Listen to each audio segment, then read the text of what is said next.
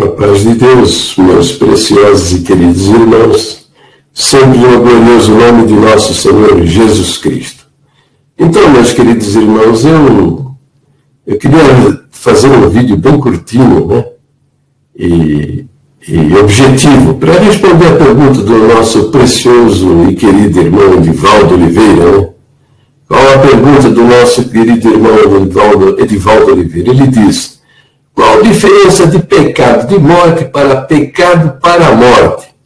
A Bíblia diz que pecado consumado gera a morte. Bom, de princípio nós devemos, né, ter o Senhor Jesus como chave bíblica. Né?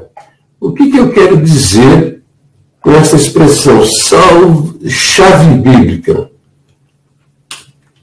Eu estou querendo dizer o seguinte, que tudo que você lê, tudo que você encontra na Bíblia, você deve procurar interpretá-la à luz do ensino do Senhor Jesus. Por quê? Porque Ele é o próprio Deus que se fez homem e habitou entre nós. Né? Leia o capítulo 1 do Evangelho de João. Eu vou usar aqui 2, 3 versos somente para mostrar isso, mas a Bíblia mostra isso com centenas de versos, do livro de Gênesis até o livro do Apocalipse. Então, por esta razão, por ser o próprio Deus que se fez homem e habitou entre nós, e é o Salvador das nossas almas, tudo que nós encontramos, tanto no Velho Testamento como no Novo Testamento, a interpretação tem que ser feita à luz do que disse o Senhor Jesus. O que quer dizer à luz do que Ele disse? É que se você encontra alguma coisa contraditória, incompreensível, né, que lhe pareça assim estranha, entre o que disse Jesus e o que disse Paulo, por exemplo, Paulo apóstolo, ou Pedro apóstolo, ou Judas, aquele que tem uma carta na sua Bíblia, e foi o apóstolo Judas, né? Lhe parece estranho entre o que disse Pedro e o que disse Jesus? Fique com o ensino do Senhor Jesus. Esqueça Pedro. Porque Pedro, Paulo, Judas, somos nem mosquitos na presença do Senhor Jesus. Tá? Somos vermes. Nada mais do que vermes, à luz de quem é o Senhor Jesus, que é o próprio Deus que se habitou entre nós. Então é isso, tá? Então, verso primeiro diz assim: no princípio era o verbo estava com Deus, o verbo era Deus. O verbo é expressão, palavra, voz, enunciação. No Velho, Deus não fez nada com as suas mãos. A única coisa que Ele fez com as suas mãos foi o homem que moldou do barro. Mas as demais coisas Ele fez pela palavra. Ele falou e aconteceu. Você lê lá no primeiro capítulo do livro de Gênesis. Você lê. No princípio criou Deus, e disse Deus: haja luz e houve luz. Então, Ele vai falando e as coisas vão acontecendo. Essa fala, essa voz que sai da boca de Deus é o Cristo na eternidade. Que vocês vão descobrir que Cristo não é nome. É um título que foi dado ao Senhor Jesus, significa o Messias, o ungido, aquele que foi enviado. E Jesus, você lê lá no livro de Mateus, no livro de Lucas, o anjo veio e apareceu a José, apareceu a Maria, mandou que aquela criança fosse colocada, recebesse o nome de Jesus. Tá bom? Então, você lê isso aí e compreende isso, no verso 3 está escrito: todas as coisas foram feitas por intermédio dele. Dele quem? Jesus Cristo. E sem ele, Jesus Cristo, nada do que foi feito se fez. Porque o que ele fez, Deus fez todas as coisas com a sua palavra. E essa palavra na eternidade é o Senhor Jesus. O verso 14 diz: o verbo se fez carne e habitou entre nós. Então, o verbo é o Salvador, é Deus que se fez homem, é o Salvador da humanidade. Agora, então, o que ele diz? Eu vou responder a segunda pergunta. Nós vamos tratar da primeira. A segunda pergunta diz: a Bíblia diz que o pecado consumado gera a morte, ok? Então tá lá, vamos abrir a Bíblia, ver quem é que falou isso daí. Quem falou essa palavra, essa expressão, o pecado sendo consumado gera a morte? Quem é? Tiago. Tiago é quem disse isso.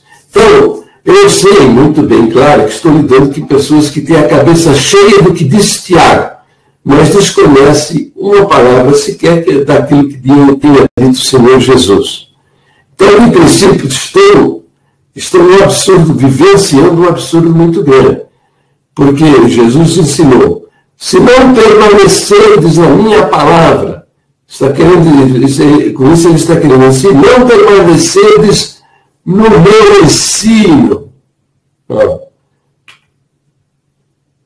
É positivo, né? Se permanecerem nas minhas palavras, se permanecerdes no meu ensino, sois verdadeiramente os meus discípulos. Então, de cara, a grande maioria da irmandade da congregação, o Senhor Jesus é discípulo de São Tiago, é discípulo do ancião, é discípulo de um monte de coisa. São seguidores de homens, mas não são seguidores do Senhor Jesus. Os seguidores do Senhor Jesus conhecem as palavras ditas por ele, tá? O ensino dele. E o que ele disse? O que disse o Senhor Jesus no que se refere ao verso aplicado aqui? Tem duas aplicações, então. Gera morte. A morte, temos aqui, morte de quem? Morte do crente ou do incrédulo. A quem Tiago escreveu esse verso? Tiago dizia: o pecado sendo consumado gera morte. Ele está escrevendo para crentes, não está escrevendo para homens mundanos. Então, que pecado é esse que gera morte? É morte física ou é morte espiritual? É isso que nós vamos ver.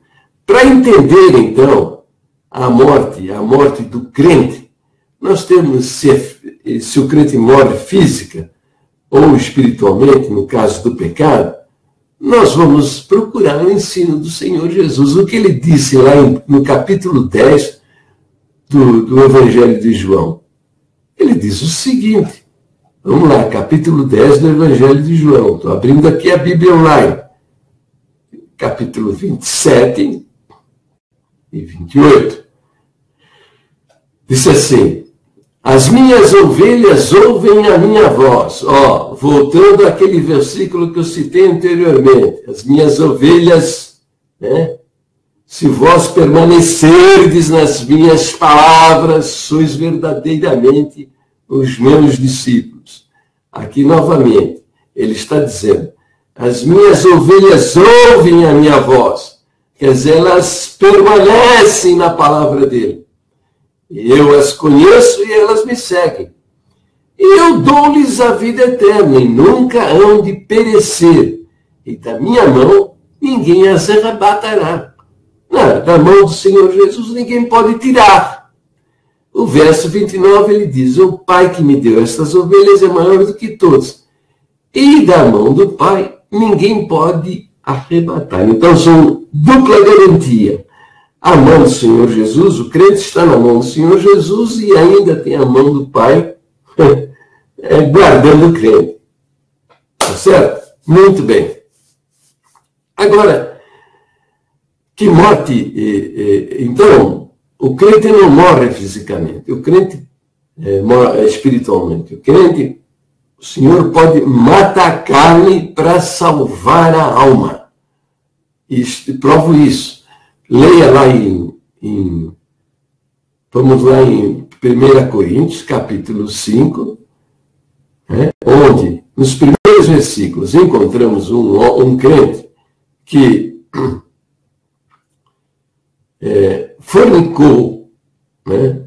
Ele era solteiro, ele fornicou com a mulher do pai dele. A mulher do pai dele cometeu adultério. E ele, como era solteiro, ele fornicou. Ele deitou com a mulher do pai dele, ele não deitou com a mãe dele.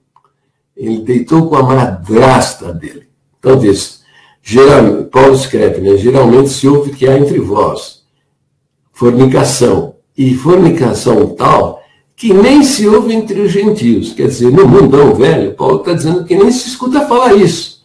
Agora, no meio de vocês, crentes, seguidores do Senhor Jesus, tem aí um fornicário que deitou com a mulher do pai dele. E você, verso 2 diz, vocês estão orgulhosos, ensoberbecidos, né? Não deveriam, quando vocês deveriam estar tristes, porque vocês não disciplinaram essa pessoa. Ele está ainda no meio de vocês aí, beleza, não está acontecendo nada com ele. É isso que Paulo está dizendo no verso 2, estáis ensoberbecidos, orgulhosos, cheios de vaidade. Nem ao menos vos entristeceste por não ter sido tirado dentre vós quem cometeu tal ação. Depois 3. Eu, na verdade, ainda que ausente no corpo, mas presente no espírito. Quer dizer, ele estava aí convocando a igreja de Corinto a orar. Ele escreveu uma carta, ele está convocando a igreja de Corinto a orar a respeito dessa questão. Este fornicário que fornicou com a mulher do pai dele e que era um crente da igreja de Corinto. Já determinei, como se estivesse presente, que o tal ato praticou, em nome de nosso Senhor Jesus Cristo, junto vós e o meu espírito, pelo poder do Senhor Jesus Cristo, que o tal que seja este tal entregue a Satanás para a destruição da carne. O que é a destruição da carne? É tirar a vida dele. Paulo não entregou esse crente para a destruição do seu espírito, mas entregou esse crente para a destruição da sua carne, para que o espírito seja salvo no dia do Senhor. Então, para que o espírito desse fornicário seja salvo no dia do Senhor. Então está provado, o Senhor não manda, não mata seus filhos, não mata a alma de seus filhos. Agora, o homem do mundo, o homem do pecado, esse já está fora de qualquer cogitação. Nem temos que entrar no mérito disso. O que se discute aqui é o pecado do crente diante de Deus. Não é o pecado do incrédulo diante de Deus. A respeito do incrédulo, o Senhor Jesus já deixou isso muito claro.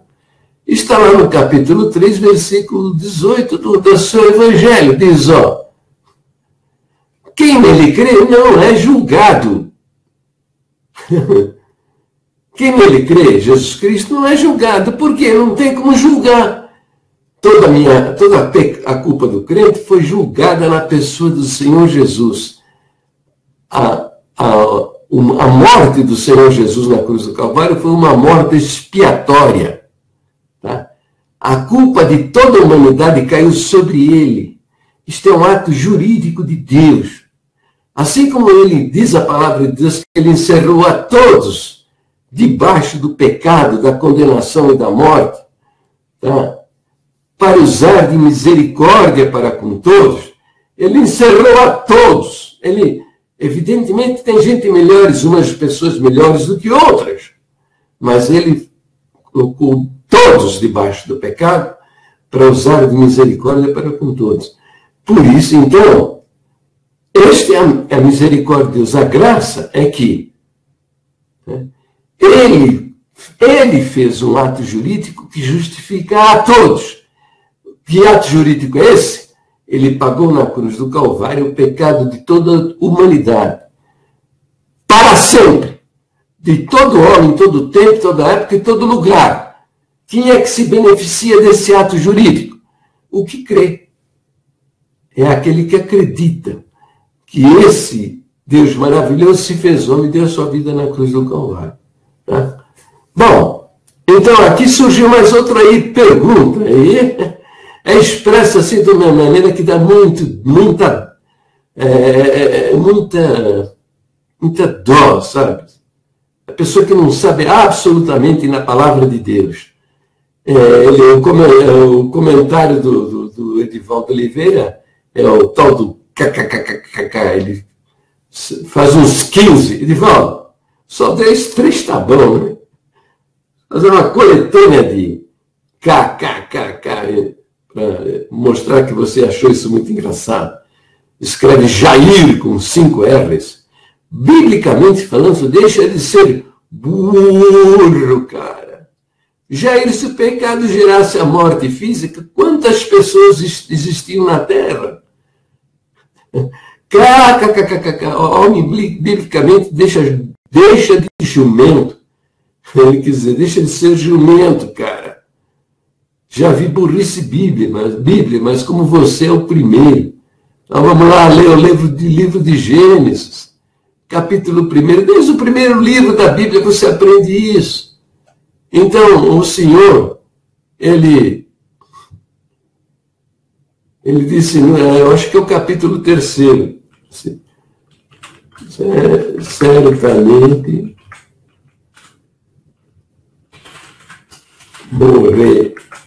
morrerás. Vamos ver aqui no livro de Gênesis o que está escrito.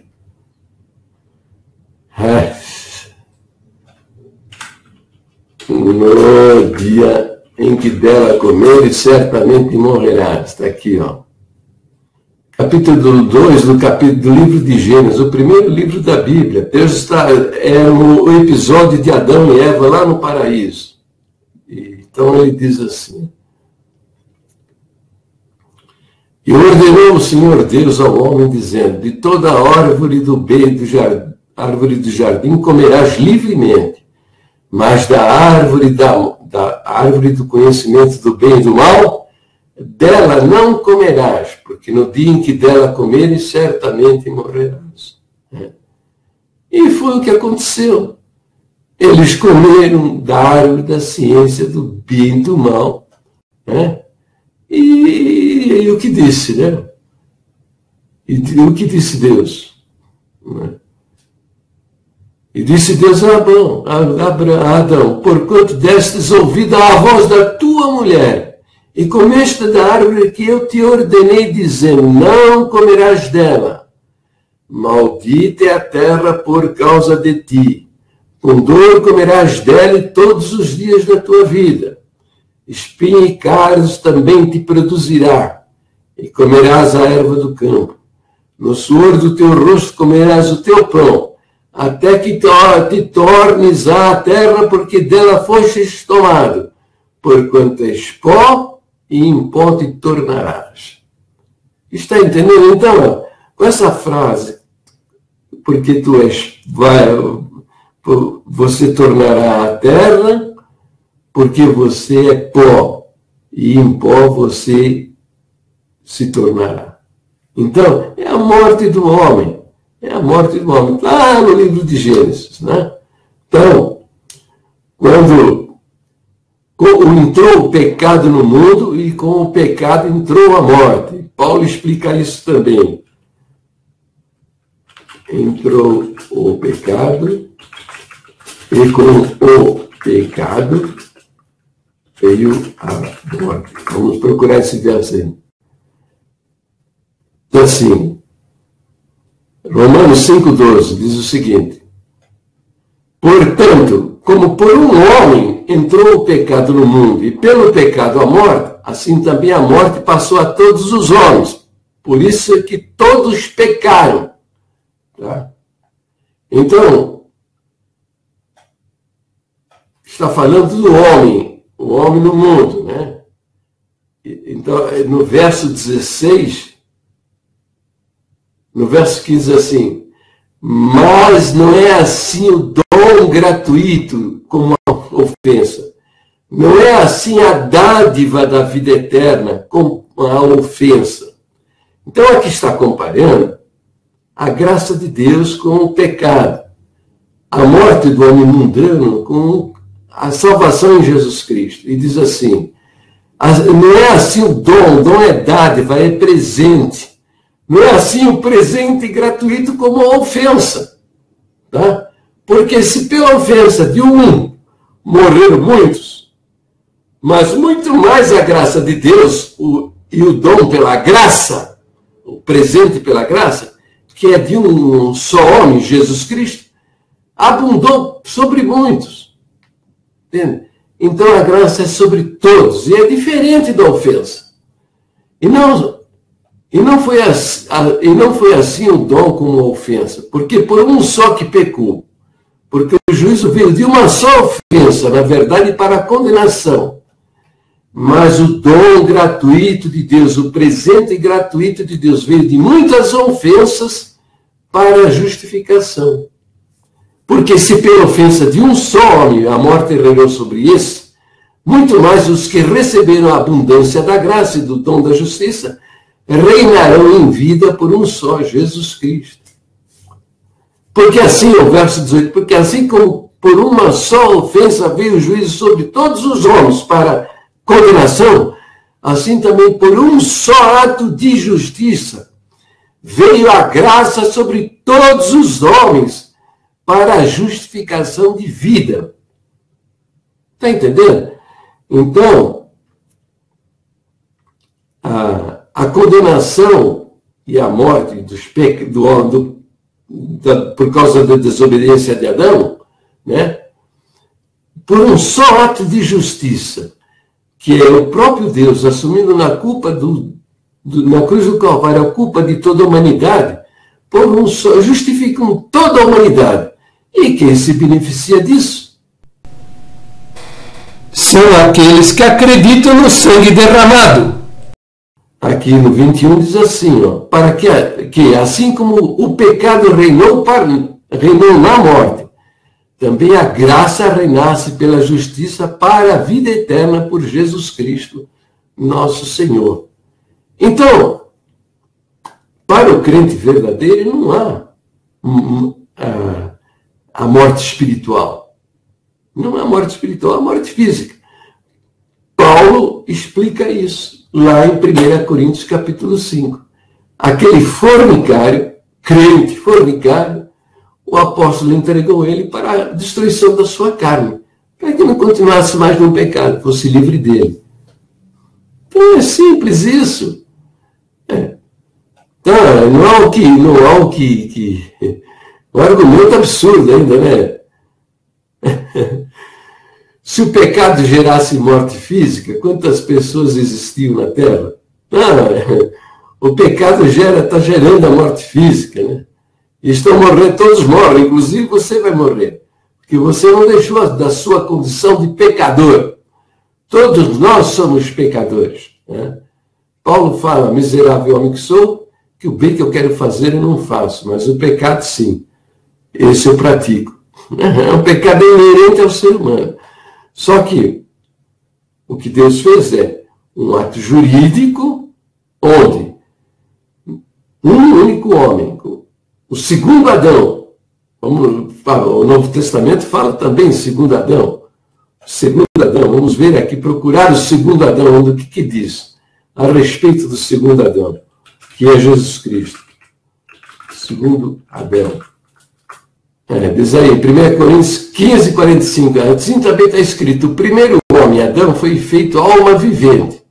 O último Adão, em espírito que vivifica.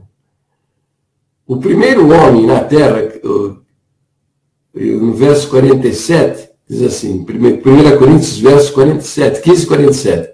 O primeiro homem na terra é terreno, mas o segundo homem, o Senhor, é do céu.